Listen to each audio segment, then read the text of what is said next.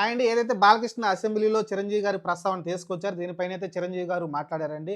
ఆయనైతే press meet ఏం పెట్టలేదు గానీ, ఆయనైతే ఒక లేఖ అయితే రాశారు. ట్విట్టర్ వేదికగా అలానే సోషల్ మీడియాలో అయితే ఒక లేఖనైతే వదిలేశారు. బాలకృష్ణ అలాంటి మాటలు మాట్లాడి ఉండాల్సింది. ఎందుకంటే నా గురించి అసెంబ్లీలో మాట్లాడాల్సిన అవసరం అతనికి లేదనైతే ఆయన ఆ లేఖలో ప్రస్తావించారు. ఏదైతే జగన్మోహన్ రెడ్డిని గట్టిగా అడిగాను, అడగలేదు అనే విషయం అనేది అందరూ ఆ రోజు చూశారు. దాదాపు నాతో పాటు మిగతా వాళ్ళు కూడా చాలామందున్నారు. రాజమౌళి, కొరటాల శివ చాలామందున్నారు. ఆ రోజు మహేష్ బాబు, ప్రభాస్ కూడా ఆ రోజు టికెట్ల రేట్ల పెంపును గురించి అయితే ఆ రోజు రావడం చూసాం. కాకపోతే ఈరోజు చూసుకుంటే ఏదైతే బాలకృష్ణ అసెంబ్లీ సాక్షిగా చిరంజీవి జగన్మోహన్ రెడ్డిని గట్టిగా అడిగింది లేదు, చేసింది లేదు. ఒట్టి మాటలు ఎందుకని ఏదైతే మాట అన్నాడో దాని గురించి అయితే ఆయనైతే కామెంట్లు అయితే చేశారు చిరంజీవి గారు చాలా స్ట్రాంగ్‌గానే. ఇది ఖచ్చితంగా బాలకృష్ణకి ఇలాంటి మాటలు మాట్లాడడం కరెక్ట్ కాదు. ఆయన మంచి ఉన్నత స్థాయిలో ఉన్న వ్యక్తి. అలాంటి వ్యక్తులు ఇలాంటి మాటలు మాట్లాడడం కరెక్ట్ కాదు. ఆ రోజు జగన్మోహన్ రెడ్డి నేను ఇండస్ట్రీ గురించి కొంతమంది నన్నొచ్చి అడిగారు. అడిగితే నేను చొరవ తీసుకొని పేర్ని నాని గారికి ఫోన్ చేశాను. పేర్ని నాని గారు నాతోటి జగన్ అపాయింట్‌మెంట్ ఇప్పించమని అడిగాను. ఆ తర్వాత జగన్మోహన్ రెడ్డి గారు నన్ను డైరెక్ట్‌గా ఇంటికి ఆహ్వానించారు. నేను, నా వైఫ్ ఇంటికెళ్ళాము. అక్కడ భోజనం చేశాము.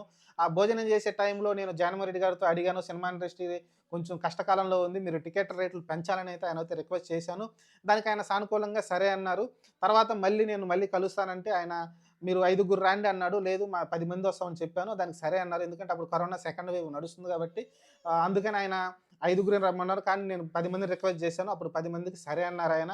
ఆ తర్వాత వెళ్ళాము. టికెట్ రేట్లు పెంచాము. ఆ టికెట్ రేట్లు పెంచడం వల్లనే ఆ రోజున సంక్రాంతికి సినిమా రిలీజ్ అయినయి 'వాల్తేరు వీరయ్య', 'వీర నరసింహారెడ్డి'. ఆ సినిమాల టికెట్ రేట్ పెంచడం వల్ల ఆ రోజు బాలకృష్ణ కూడా దానివల్ల లబ్ధి పొందారు కదా! అని ఆయనైతే మాట్లాడడం చూసాం.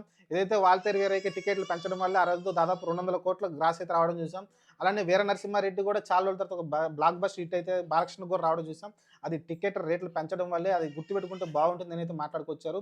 ఓవరాల్‌గా వచ్చేసి ఏదైతే బాలకృష్ణ ఆ మాట అన్నాడో ఆయన గట్టిగా అడిగింది లేదు, చేసింది లేదు. ఎందుకంటే మేమొచ్చి కలుస్తాము టికెట్ రేట్ పెంచమన్నప్పుడు ఐదుగురిని పంపిస్తా అంటే, లేదు లేదు 10 మంది వస్తామని గట్టిగా అడిగానన్న ఏదైతే ఉందో దాని గురించి అయితే ఆయన మాట్లాడడం చూసాం. అలానే బాలకృష్ణ గారిని ఆ రోజు మేము అడిగాము. ఎవరైతే ఉన్నారో ఆ రోజు ఎళ్లి ఫోన్ కాల్ చేశాను మా తరపున చేస్తే ఆయనైతే లిఫ్ట్ చేయలేదు. ఆ తర్వాత జెమినీ ఎవరైతే కిరణ్ ఉన్నారో రవి గారో కిరణ్ అతనుని డైరెక్ట్‌గా ఎళ్లి కలిసి తీసుకురమ్మని చెప్పాను. అతను 3 సార్లు ప్రయత్నించాడు బాలకృష్ణ గారిని ఆ రోజు జగన్మోహన్ రెడ్డి మీటింగ్‌కి రావడం కోసం. కానీ అతనైతే అపాయింట్‌మెంట్ దొరకలేదు, కుదరలేదు.